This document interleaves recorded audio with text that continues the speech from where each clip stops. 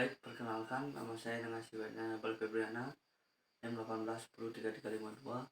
Di sini saya akan menjelaskan mengenai wawasan Nusantara dari tugas mata kuliah Pendidikan Kewarganegaraan. Wawasan Nusantara di sini merupakan pandangan bangsa Indonesia mengenai lingkungan tempat berada, termasuk diri dari bangsa Indonesia itu sendiri. Sedangkan berdasarkan TAP MPR tahun 93 dan tahun 98 mengenai GBHN atau garis besar haluan negara, wawasan Nusantara merupakan cara pandang dan sikap bangsa negara mengenai diri dan lingkungannya dalam persatuan dan kesatuan bangsa serta kesatuan wilayah dalam penyelenggaraan bermasyarakat, berbangsa, dan bernegara. Ini tujuan wawasan Nusantara dibagi menjadi dua, yaitu wawasan Nusantara keluar dan wawasan Nusantara ke dalam. Wawasan Nusantara keluar di sini adalah menjamin kepentingan nasional di era globalisasi yang kian mendunia ini maupun kehidupan dalam negeri. Sedangkan tujuan wawasan Nusantara ke dalam adalah menjamin persatuan dan kesatuan di segenap aspek kehidupan, baik aspek alamiah maupun aspek sosial.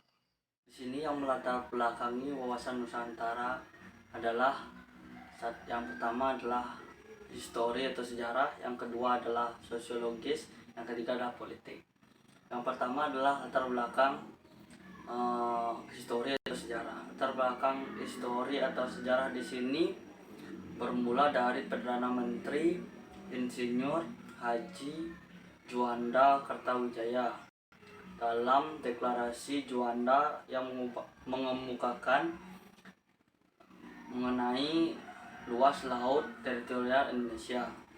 Yang kedua di sini yaitu latar belakang sosiologis. Latar belakang sosiologis di sini termuat dalam rumusan GBHN atau garis besar haluan negara tahun 1998. Yang ketiga adalah latar belakang politik. Latar belakang politik di sini adanya kepentingan nasional, bagaimana agar wilayah yang utuh dan bangsa yang bersatu dapat dikembangkan, dilestarikan, dan dipertahankan terus-menerus. Fungsi wawasan Nusantara secara umum di sini berperan sebagai pedoman, motivasi, dorongan, dan rambu-rambu dalam menentukan kebijakan, ketentuan, tindakan dalam penyelenggaraan negara baik pusat maupun daerah. Asas wawasan Nusantara. Yang pertama adalah tujuan dan keinginan yang sama. Yang kedua adalah keadilan. Yang ketiga adalah kesetiaan. Yang keempat adalah kerjasama. Yang kelima adalah solidaritas. Yang keenam adalah kesetiaan. Yang pertama adalah tujuan dan keinginan yang sama. Tujuan yang keinginan yang sama di sini adalah warga negara yang memiliki keinginan untuk kemerdekaan Indonesia. Dengan begitu mereka bersatu untuk mengusir para penjajah. Yang kedua adalah keadilan. Keadilan yang dimaksud di sini adalah keadilan dalam hal kehidupan berbangsa dan bernegara. Di sana juga dalam hal hukum, sosial, dan politik. Yang ketiga adalah kejujuran. Kejujuran di sini yang dimaksud adalah kejujuran berpikir dan bertindak. Berani berpikir dan berbuat yang baik wajib dilaksanakan untuk menciptakan kemajuan. Yang keempat adalah solidaritas. Solidaritas di sini yang dimaksud adalah kita memiliki empati terhadap orang lain. Yang kelima adalah kerjasama. Kerjasama di sini akan mewujudkan terciptanya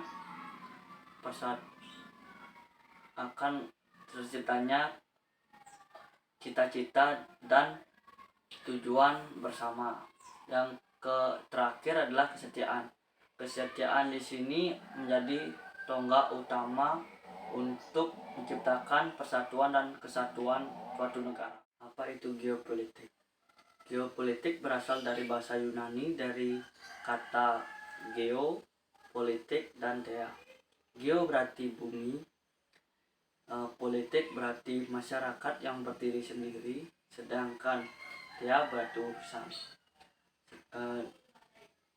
Jika dalam bahasa Inggris, politik berarti suatu rangkaian asas, keadaan, cita-cita, dan alat yang digunakan untuk mewujudkan cita-cita dan tujuan tertentu.